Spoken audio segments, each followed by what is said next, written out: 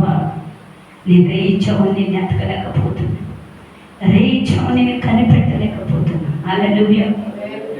ఎప్పుడైతే 3 దినాలు నేను ప్రార్థన ఎరగడు హెల్త్ గురించి నాకు భయంకరమైన ఒక దర్శనం కనపడింది. అది చెయ్యెత్తి అందనంత ఎత్తుంది కుక్క. అది లోపలికి వచ్చి బైబిల్ దగ్గర నిలబడుతుంది. ఇక నువ్వు లేవా అని. హల్లెలూయా. నాకు వెంటనే భయం వేసి లేచి గబోబో మందిరంలోకి వచ్చింది. ప్రభా ఎక్కడ స్వాదన అనేది నా గుడారంలో ప్రవేశించవద్దు. హల్లెలూయా, హల్లెలూయా. ఎందుకంటే ఒక్కొక్క మారు మనం ఎప్పుడైతే సమ్మగిలిపోతామో అపవాది వెంటనే మనం టచ్ చేయాలని చూస్తుంది. ప్రియ సహోదరి సోదరు గమనించండి, మనం ఎప్పుడైతే మండుతూ ప్రకాశింపబడతామో మన చుట్టూ ఉన్న అపవాదులు కాలిపోవును కాక, దేవుని మహిమ దిగబడుదురు కాక, ఆయన కృప నిలబడుదురు కాక. శక్తి చేత బలం చేత కాదు కానీ కేవలం ఆయన కృపను బట్టి. కీర్తనలో ఒక మాట చదివి ముగించేస్తాను. గ్రంథంలోకి వెళ్దాము దయచేసి. కీర్తన గ్రంథంలో నుండి ఒక మాట మాట్లాడి నేను ముగించేస్తున్నాను. 126వ కీర్తన దయచేసి చదవండి. కీర్తన గ్రంథంలో నుండి 126వ కీర్తన. యెహోవా చెరలో నుండి రప్పించినట్టు మనం కలగని వారి వలె ఉండుము. మన నోటి నిండా నవ్వుండును.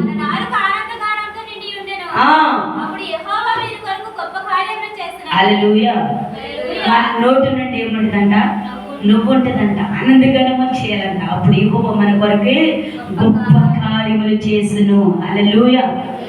ఒక మాట గమనించండి, మనకి శ్రమ వచ్చినా, దుఃఖం వచ్చినా, లేదంటే భయంకరమైన వ్యాధి వచ్చినా పక్క వారి దగ్గరికి వెళ్ళి అమ్మా నాకు ఇలా కలిగింది, ఇలా జరిగింది, ఇలా ఉంది, ఇలా ఉందని బావురు నా భర్త నా మాట అంటలా, నా భర్త నా పని ఏం చేస్తలా, నన్ను పట్టించుకోవట్లేదు, పక్కింటికి వెళ్ళి బావురున 1 సంవత్సరం ఏంటి నీ భర్త నీ మాట వింటాడేమో చూద్దాం. హల్లెలూయా.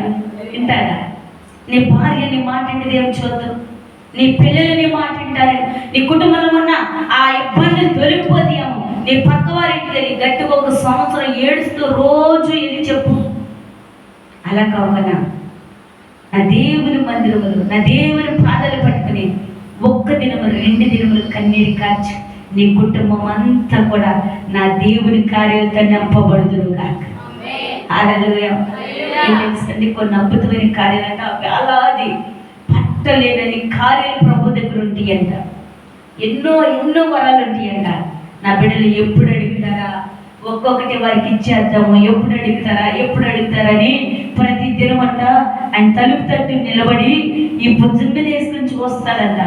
ఈ రోజైనా నా బిడ్డ అడుగుతాడేమో, నా కుమార్తె అడిగిద్దేమో, 1 వారమైనా ఇచ్చి వెళ్ళిపోదామని ఆయన రోజు మన వైపు చూస్తాడంట. హల్లెలూయా. నువ్వు ఎప్పుడైతే మోకరించి నీ కుటుంబంతో కలిసి ప్రార్థన చేస్తావో నువ్వు ఒక కందన వరాన్ని నా ప్రభు నీకు ఇచ్చేదంట. హల్లెలూయా. కానీ పొందుకోలేని వారిని ఏం చేస్తామో తెలుసా? ఎప్పుడు కుటుంబంలో జగడాలు, నెమ్మది లేని స్థానం, నెమ్మది లేని కుటుంబాలు ఆయన చూసి అవన్నీ పట్టుకుని వెనక్కి వెళ్ళిపోతారంట. అపవాది గంట ఆహ్వానిస్తాం కానీ యేసు ప్రభుని మనము ఆహ్వానించమండి. దేవుని స్తోత్రం.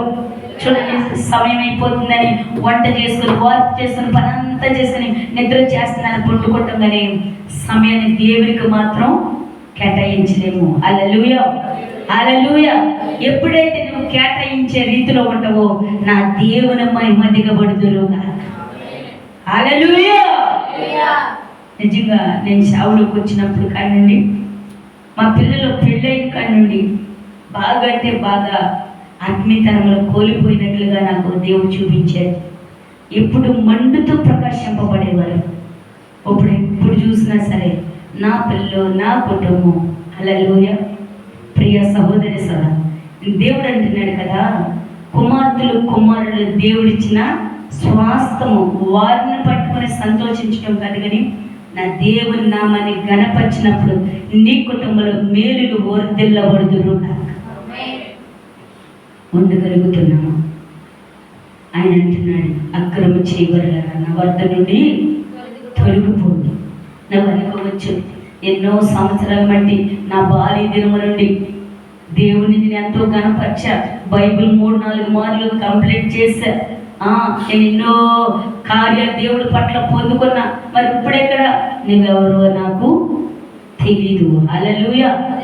దయచేసి గమనించండి, ఈ రోజు నుండి అయినా నా ప్రభుకి దగ్గరగా జీవించండి.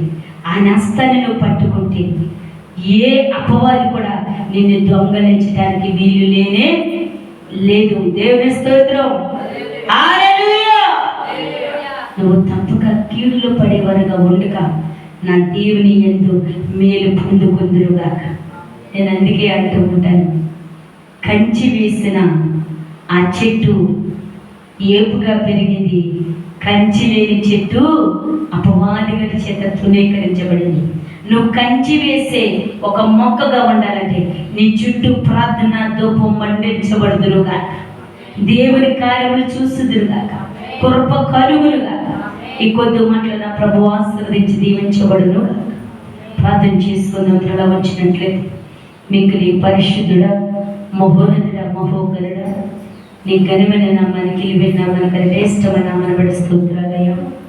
ఇప్పటి వరకే అయా పాటలు, వాక్యములు, ఆరాధనలు, సాక్ష్యంలో తోడు ఉన్నారు అయా. ఈ కొద్ది నిమిషాలు మీరు మాతో మాట్లాడి వెనుగల గ్రహించే హృదయాలు మాకు అనుగ్రహించి ప్రభువా, ఇని విడిచిపెడతాం కాదు కానీ హృదయమైన పలక మీద రాసుకుని అయా ముద్రించుకుని కృప ఇక్కడ ఉన్న ప్రతి ఒక్క బిడ్డకి నాకు అనుగ్రహించమని అతి త్వరలో రాని నా యేసు మహిమ కలిగిన నామములో అడిగి వేడుకున్నాం తండ్రి.